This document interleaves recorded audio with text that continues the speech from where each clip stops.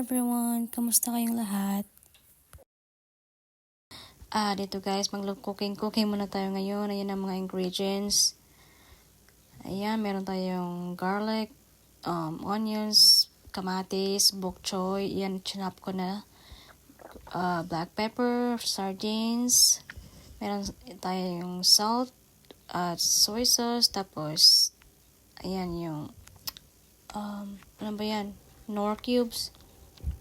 Ito guys, magpainit tayo ng mainit ng ating mantika.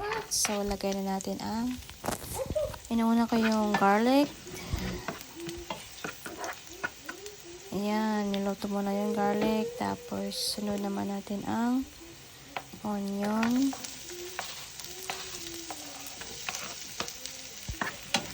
Ito ay simpleng luto lang. Simpleng lutong bahay. Inisang sardines with bok choy. Ayan, isunod naman natin ang kamatis. Yung maliit lang yung ginamit kong kamatis kasi wala akong malalaki.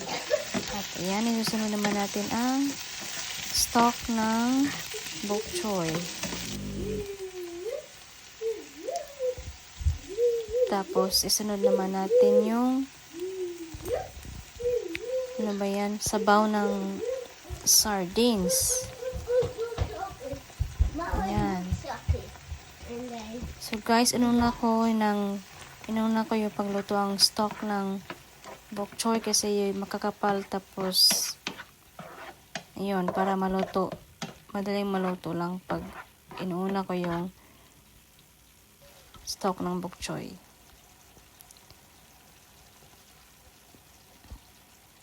Tapos maglagay na tayo ng soy sauce. 3 teaspoon lang ginamit ko. Pero nasa inyo kung mag-add kayo ng soy sauce. Tapos black pepper. Ayan na guys, ang bango-bango na.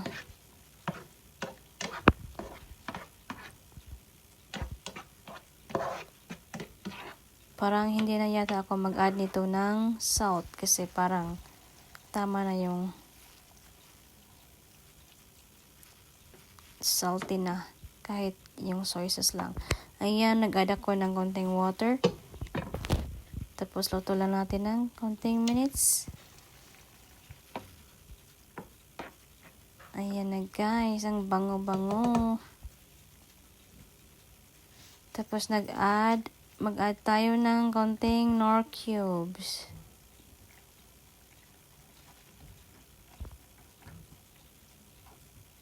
Sarap nito guys.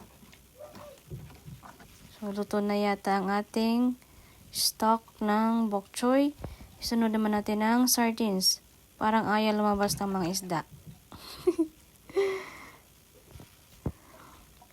Dalawang ginamit ko na sardines kasi parang konti lang yung isa lang. So, ayan na guys.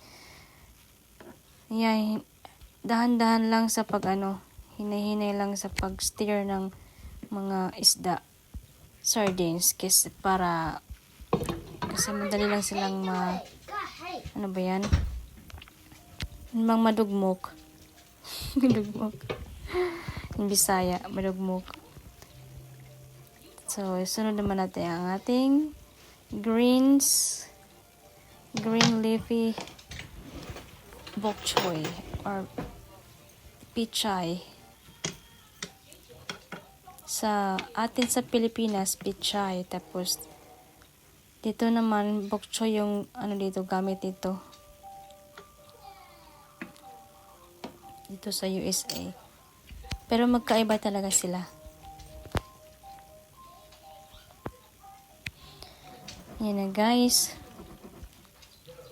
Hindi ko na ini-stir kasi madali lang madugmok yung mga sardines. Madurog. At ito na guys, luto na. So, hindi na ako nagdagdag ng salt kasi okay na yung sapat na yung 3 tablespoon na soy sauce. Kasi nagdagdag ako ng konting Knorr cubes. Ayan, ang bango. Ang bango na guys, ang sarap.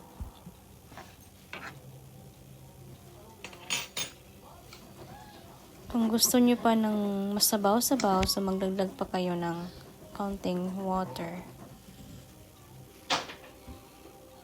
Ayan, sarap. Syempre naman, rice is life, so kaya ito guys, may ano tayo, rice. Kanin. May kanin tayo para mas masarap.